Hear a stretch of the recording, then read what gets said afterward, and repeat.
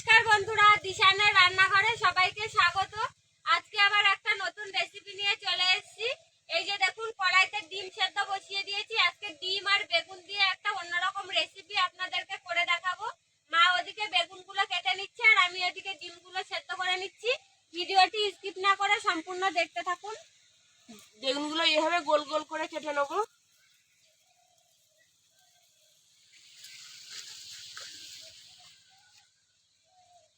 এই যে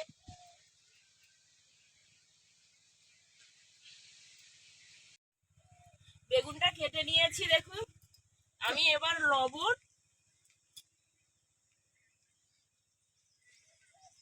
লবণ, হলুদ আর চিনি এবার মাখিয়ে নেবো।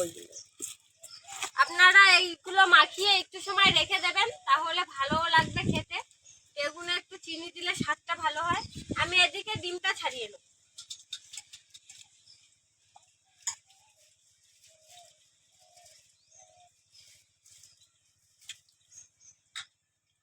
এই যে দেখুন, ডিমটা ছাড়িয়ে নিয়েছি। এরকম ভাবে সব ডিমগুলো ছাড়িয়ে নেব।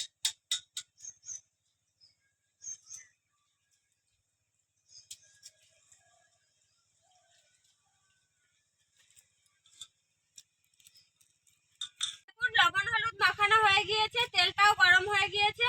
এবার একটা একটা করে বেগুন এর মধ্যে দিয়ে হালকা আঁচে অল্প অল্প করে লাল লাল করে ভেজে নেব।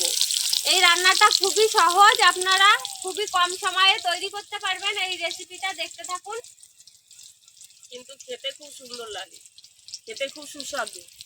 আমি এদিকে বেগুনগুলো ভাজতে লাগি, মা ততক্ষণে ডিমে লবণ আর হলুদটা মাখিয়ে নেবে। লবণ,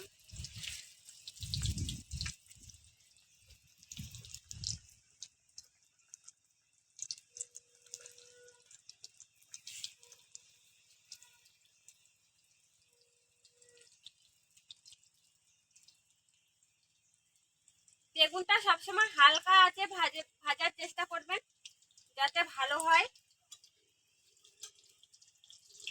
এবার উল্টে দেবো।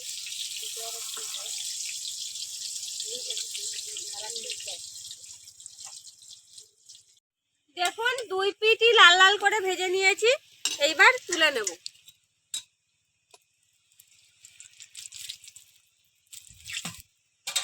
এইভাবে সব বেগুনগুলো একটা একটা করে ভেজে নেব। দেখুন, বেগুনগুলো ভেজে তুলে নিয়েছি। এবার এই তেলের মধ্যে শুধু কাঁচা লঙ্কা ফোড়ন দেব, অন্য কিছু দেব না। এই রেসিপিটায় শুধু কাঁচা লঙ্কা ফোড়ন দিয়ে হবে।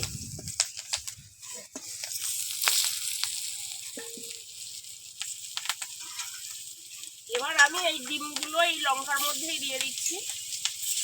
ডিমগুলো ভেজে নেবো।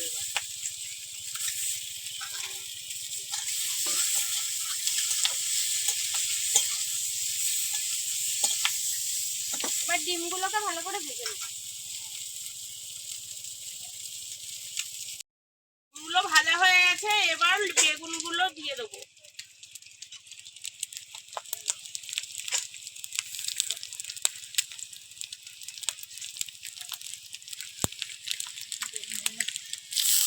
বেগুনগুলো দিয়ে ভালো করে নেড়ে চেড়ে ভেজে নেব। আপনারা এই রেসিপিটা বাড়িতে তৈরি করে খেয়ে দেখবেন। খুবই সহজ পদ্ধতিতে রেসিপিটা তৈরি করেছি। আমাদের আজকের ভিডিওটি শেষ পর্যন্ত দেখার জন্য ধন্যবাদ। ভালো লাগলে অবশ্যই লাইক কমেন্ট শেয়ার করবেন। ভালো করে ভেজে নেবো। এবার ভাজা হয়ে গেছে, এবার নামিয়ে নেবো।